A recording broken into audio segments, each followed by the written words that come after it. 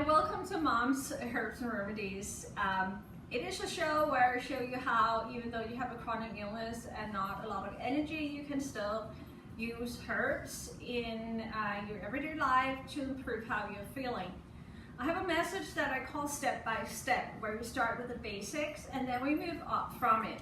So these are all my basics right here. I have my fats that you can introduce. You have your alcohols that you can infuse. You have glycerin and honey.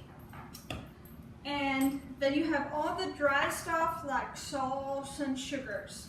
So I'm going to take them all one by one and go through what comes first, what you do, and what you can use them for. It's all real easy. You can do it in your home, and it's safe to do as well. So enjoy. So let's start with alcohol first. Alcohol is often what you're introduced to first when you try to dive into making your own edible medications with cannabis and or other herbs. It's easy to get by and it's easy to use, and you can find a very quick and easy recipe for how to make a cannabis tincture with alcohol already here on the channel. Now, one of the biggest misunderstandings you see is that a lot of people will tell you that unless you have alcohol that are 151 proof minimum, you can get a nice cannabis tincture. That isn't correct. The stronger your alcohol is, the stronger your tincture will be and the faster it will finish, but you don't necessarily need that strong alcohol. I do use it often, and it can come in things like these that is 190 proof.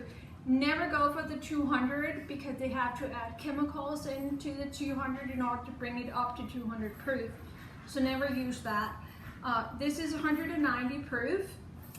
But you can use all kinds of alcohol to do it. A lot of people use vodka because it's neutral in smell and taste.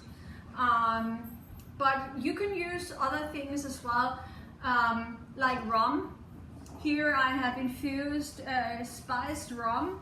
What I did though was that I add a little bit of the very high proof alcohol to my spiced rum before I added the cannabis, and then because I like the extra notes of orange peel you get and cinnamon from the rum, I added orange peel and cinnamon as well when I made my rum tincture.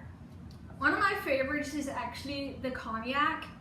The cognac tincture turned out really amazing, and all I did was I did 3/4 Hennessy cognac and 1/4 of the 190 proof in a mason jar, and I added my cannabis and I let it sit for 3 months to infuse, and then I strained and filtered it. We talked about that before when we do tincture making. You can make liqueurs too. One of my favorite here is a blackcurrant liqueur that I'd made by soaking black currants, cannabis flower, and in alcohol here, and then I add sugar syrup to it once it's done. It tastes amazing, and it is so awesome to make edibles with it. Here I have a tincture that I'm making that has peppermint, and it has coconuts in it, and that makes the best tincture that you can use to infuse into sugars, which is something we can talk about with the next step. The last thing, a lot of talks mostly about cannabis and stuff, but you know what, if you add other spices to it, it can be absolutely amazing. This here is a very old Danish recipe for Yule snaps. It's a bitter that we drink in December, and I made mine and I added just a little bit of cannabis into it. I started this one in December, and it's still infusing with the spices and the cannabis, and I'm looking forward to trying it out when we get to Christmas time. Patience is another key ingredient when you make alcohol tinctures.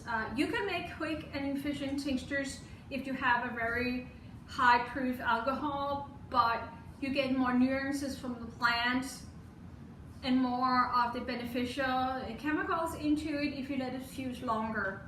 So, but both are okay. So one of the things you can make with an alcohol tincture that most people use it for and know it for, and so did I in the beginning, is to make, of course, fully extracted cannabis oil, which is something that Rick Simpson and a lot of other people started this method. Rick Simpson's originally used dangerous toxic solvents. We know today that that's not very good, so, and so does he, by the way. So today we make it by using food grade alcohol, and then we evaporate the alcohol and you end up with a fully extracted cannabis oil. Once you made your alcohol tincture, the next step is to figure out what do you want to use it for. An alcohol tincture is very rarely something you use directly in your mouth because it is very strong and it'll burn your mouth unless you mix it up with different things. Of course, you can do as I did in the alcohol and add in sugar syrup and flavors and make yourself a drink. Or you can evaporate the alcohol, or you can extract the alcohol if you have a distiller and end up with a product like fully extracted cannabis oil. Another thing you can do is you can infuse it into dry substances like salts and sugars and use those to make more items with. So first we have regular organic sugar, and it's been decarbed, and I can use this to make candies and a lot of stuff. This is xylitol. This hasn't been infused yet, but it's easy to do and it works really, really well. Here we have Himalayan sea salt, also has been infused with cannabis. And here we have Epsom salt, which is so fantastic. I think the easiest topical you can ever make is infusing Epsom salt, because all you have to do after you've infused it is to add some flowers and essential oils, and you have a very luxurious bath product that's been medicated. Super easy topicals. The way you make these is that you mix the sugar or the xylitol or the Epsom salt or the regular salt with your alcohol tincture, and then you can either leave it out on your kitchen counter until all of the alcohol has evaporated. That can take a few days depending on how hot your heart, or if you have an electric oven, you can put it in your electric oven at 180 degrees Fahrenheit and let it evaporate in there. Just remember, no matter what method you use, you need to stir regularly in it, or you will end up with one solid part of sugar or salt or sugar substitute that you need to pound to loose up. So don't forget to do that. And that's pretty much what I have around dry stuff. Welcome back. This is the last thing I want to talk to you about. And now that we've done all the stuff that's traditional with the alcohol and stuff, there are two other types of things that you can do your basics with. One is glycerin, which is what we have here, and yes, it does come in smaller bottles, but I do use a lot of it, so that's why I have a chop. So in here, for example, I have a tincture with CBD and lemongrass and ginger, and I am gonna eventually make this into hard candies. that will be nice cold drops for us next winter when the cold comes. It has been sitting on my shelf since April, and it will need another couple of months before it's ready. Those kind of things you can also make with honey. And the only thing I would say with infusing honey is that don't get it too hot. It burns very, very fast. So be very careful when you heat up the honey. Honey is not the easiest thing to infuse. A lot of people will tell you just to take full extracted cannabis oil, heat up the honey and mix it, but my experience is that after a while they will separate. So the best method is to make it in a crock pot, but we'll go back to that another time. So these were our sugars and our sugar substitutes. We have the glycerin, which tastes sweet. Actually, I like glycerin. That's another thing. If you're making tinctures for kids, you can make naturally flavored sweet tinctures from kids using glycerin, because glycerin is naturally sweet. So it's easy to make a well-tasting tincture for kids by using glycerin. So like this one here, make for anxiety for my daughter. That is one iron. The last thing I'm going to talk about are the different fats. We talked about alcohols, we talked about sweeteners, talking about salt, and now we're talking about fats. Again, these are all the basics that you can make and then use to make edible medicine. And it can be either candies, cookies, salts, bath salts, ointments, tinctures. Use your imagination. But anyway, this here is traditional infused coconut oil. It's very green because I like using full flower.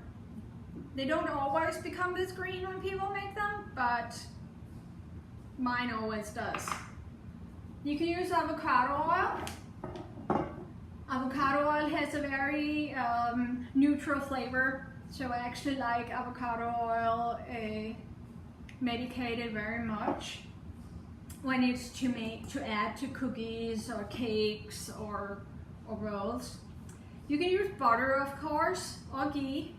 Just be careful again with the temperature so you don't burn it. And you can use lard. I have a good friend who makes it with dog fat and makes amazing oils that way. So you can literally use any type of fat. Another favorite of mine is olive oil, because if you have medicated olive oil, come on, you can make a super easy medicated salad dressing that way. The staples, again, coconut oil, I like using the virgin kind. And last, one of my staples is actually medicating cocoa butter. Medicated cocoa butter is fantastic in topicals. You can use this as a base in topicals, but you can also use it to make suppository. And a lot of people have good effect from those as well. So these are all the basic kinds of things that you can infuse and use in your kitchen when you're making your own herbal products, it being with cannabis or without.